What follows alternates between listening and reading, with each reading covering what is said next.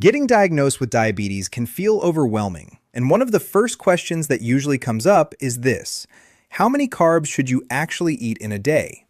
Carbohydrates seem to be at the center of every conversation about blood sugar, meals, snacks, and even weight loss. That is because carbs have the biggest immediate effect on blood glucose levels. But the real answer is not a single magic number that works for everyone.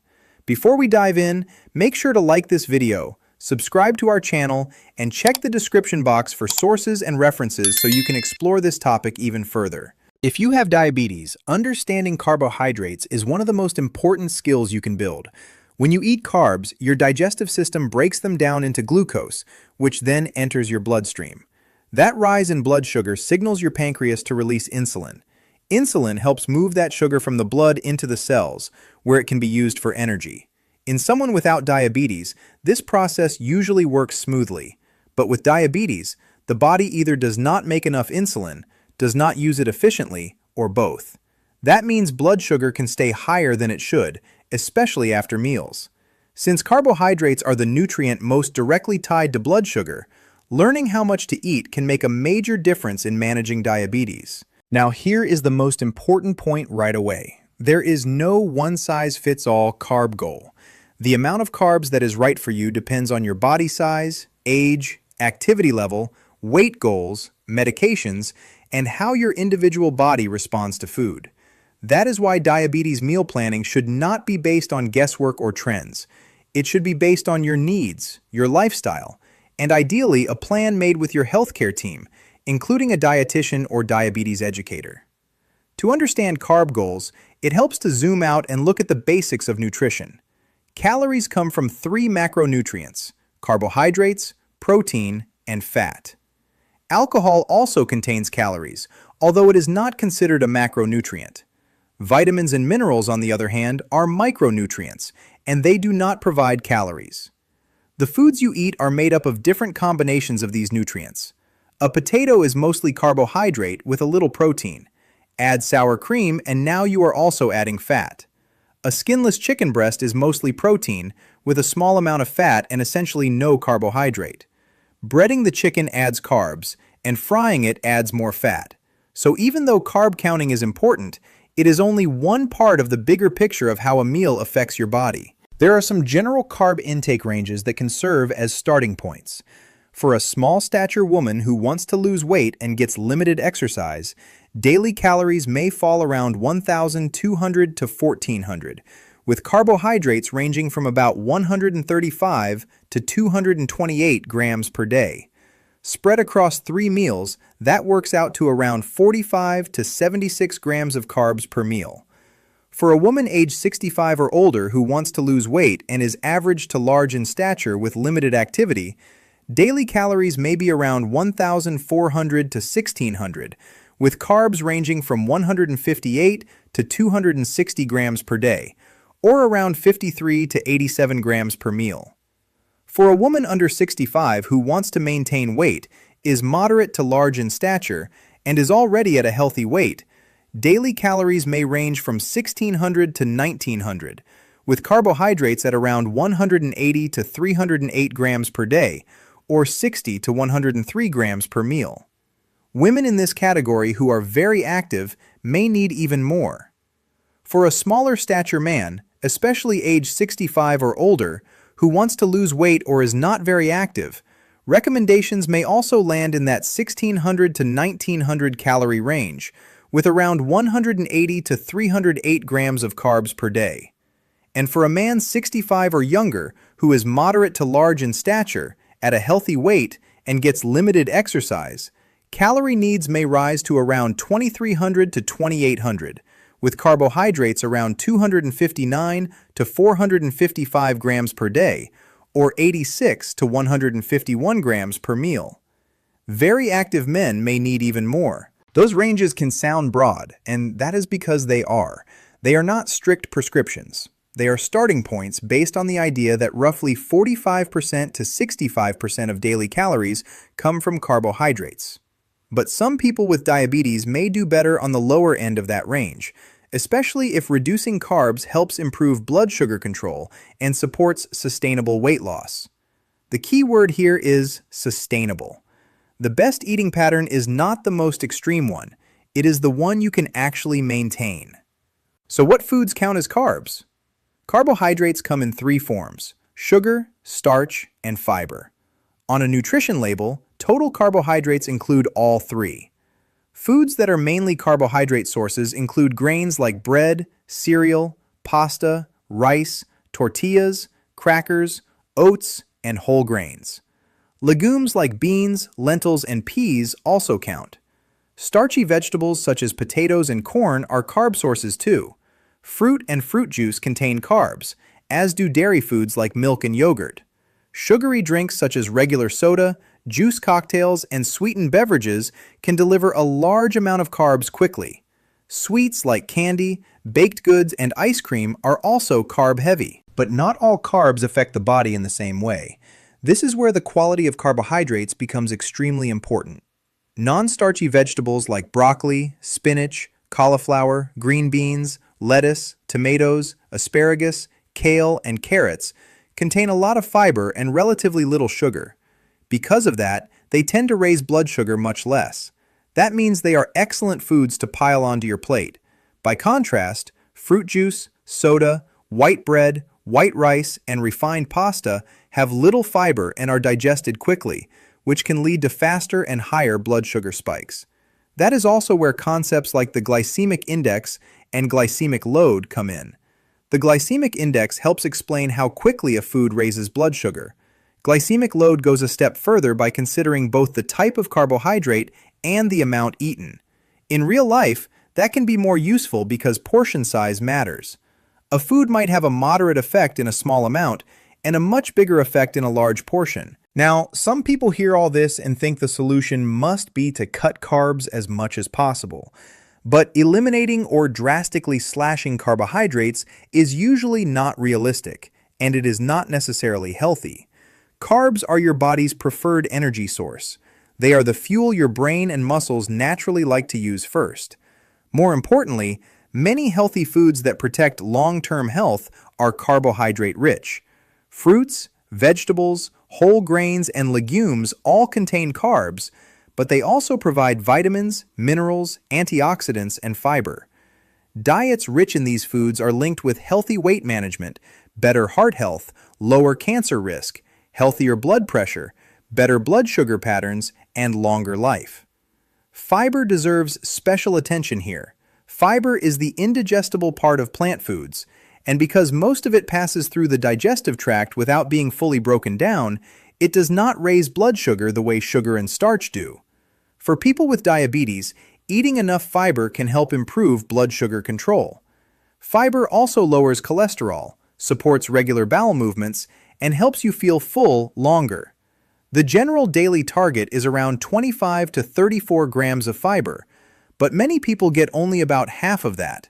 That gap matters. Increasing fiber intake by focusing on vegetables, whole grains, beans, fruit, and other plant foods can be one of the most practical ways to improve the quality of your carb intake without making your diet miserable. As for what percentage of calories should come from carbs, the standard guideline is 45 to 65%. However, some diabetes specialists suggest that going a bit lower may help some people. One example is aiming closer to 40% of calories from carbohydrates, with around 20 to 30% from protein. The reason is straightforward. Fewer carbs may mean lower blood sugar after meals, and if total calorie intake also drops, that can support weight loss. And losing weight, when needed, is strongly associated with better blood sugar control and fewer complications. Here is a simple example of carb counting.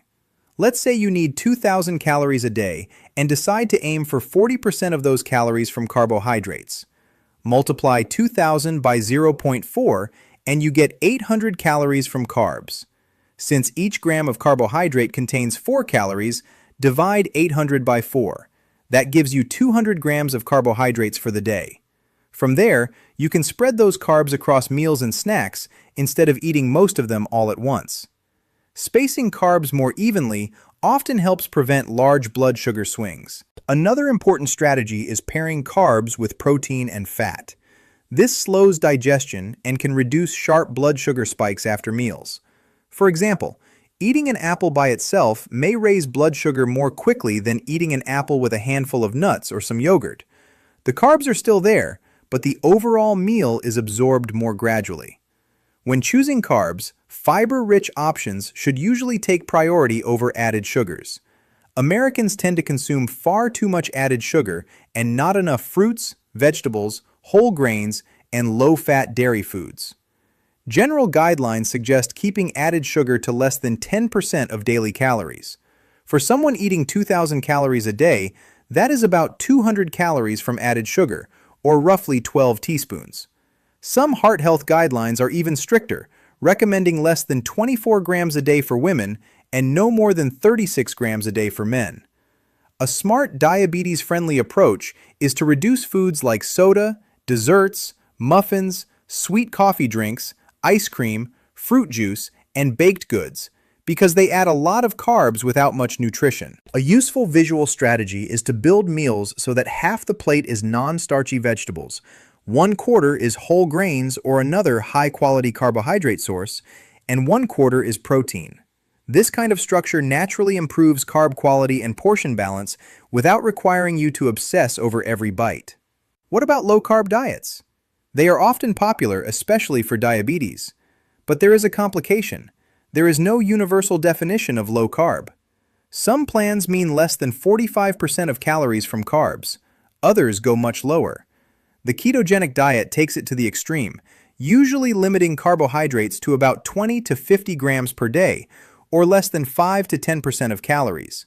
That forces the body to rely on ketones from fat instead of glucose for energy. Some short-term studies have shown that ketogenic diets may lead to weight loss and lower A1C levels in some people, but the evidence has limitations. Many studies are small, short, or hard to generalize. More importantly, very low-carb diets can be difficult to maintain over time, and when people cut carbs hard, they often replace them with more fat and protein. If those replacements come mainly from saturated fat sources like red meat and full-fat dairy, heart health may suffer even if blood sugar improves. That is why the bottom line is not that everyone with diabetes should go keto. In fact, you do not need to go that low in carbs to see meaningful improvements. Many people can benefit from a more moderate reduction, such as aiming for 40 to 45% of calories from carbs, especially when those carbs come from fiber-rich, minimally processed foods. Weight loss also plays a major role in diabetes management, especially for people with prediabetes or type 2 diabetes. Research shows that losing weight can help people reach blood glucose targets and may slow disease progression. But studies have not consistently shown that low-carb diets are better than low-fat diets for long-term weight loss. The common factor is calorie deficit. You have to consume fewer calories than your body uses if you want to lose weight.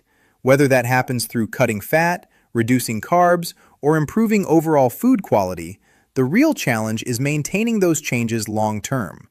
Large, long-term lifestyle studies have shown that people who lose weight and keep it off can gain major health benefits. Those programs often focused on eating fewer calories, becoming more aware of fat intake, increasing physical activity, and building habits that could be sustained for years. They did not depend on cutting carbs to extreme levels. Exercise matters too. For people with type 2 diabetes, regular physical activity improves blood sugar control and supports weight management.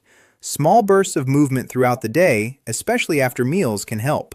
Guidelines also recommend at least 150 minutes of moderate aerobic exercise each week, or 75 minutes of vigorous exercise, along with muscle-strengthening activities at least twice weekly. Stretching and balance work are also helpful, especially as people get older. And there is another point many people need to hear clearly. If you are making healthy choices but still have high blood sugar, that does not mean you have failed. Many people with type 2 diabetes need medication, including metformin, soon after diagnosis. Blood sugar can be elevated for months or even years before diabetes is diagnosed, and type 2 diabetes is a progressive condition. Over time, the body may gradually lose its ability to make enough insulin. Taking medication is not a sign that you did something wrong. It is often part of appropriate treatment. In fact, there is no health benefit in severely restricting carbs just to avoid medication if your blood sugar remains uncontrolled. The real goal is to bring blood glucose, cholesterol, and blood pressure into target range as soon as possible and keep them there.